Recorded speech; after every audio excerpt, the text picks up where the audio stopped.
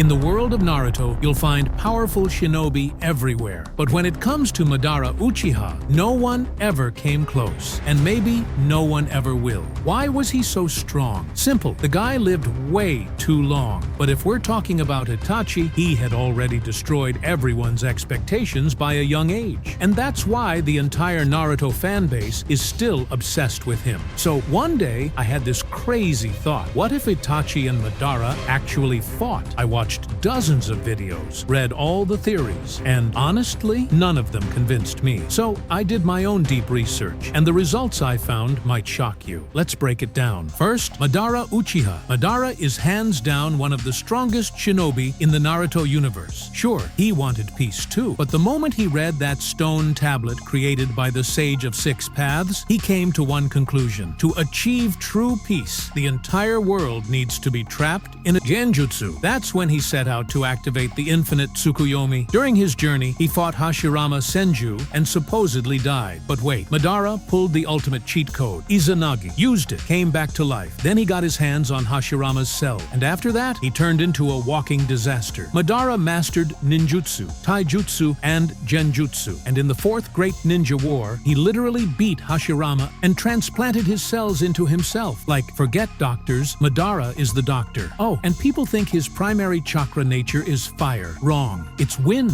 Let's talk eyes. Madara had eternal Mangekyu Sharingan. His right eye could record any attack he saw. Try using the same move twice. Bad idea. His left eye could literally rewind time. And, yep, he had a perfect Susanoo. Its dark color? That wasn't just for style. The darker the Susanoo, the more evil the user. And Madara's was pitch black. So, yeah, with all this power, it's hard to imagine anyone standing up to Madara. But hold on, Itachi Uchiha is here, the brother of Sasuke, and a total fan favorite. This guy awakened his Sharingan at just 8 years old. During the Chunin exams, most of his opponents just forfeited, straight up. They heard Itachi and gave up. And yeah, he wiped out his entire clan in a matter of hours. Let's be honest, if Itachi hadn't done that, he might have become Hokage someday. Even Obito, with his Mangekyu Sharingan, admitted, if I ever had to face Prime Itachi, I wouldn't stand a chance. What made Itachi so special? His insane chakra control. He's one of the few who could perform a shield-style jutsu with just one hand. Sadly, he never got to awaken eternal Mangekyu Sharingan, but don't sleep on his Susanoo. It was considered the second strongest Susanoo in the entire Naruto world. And guess what? Madara's Susanoo wasn't number one.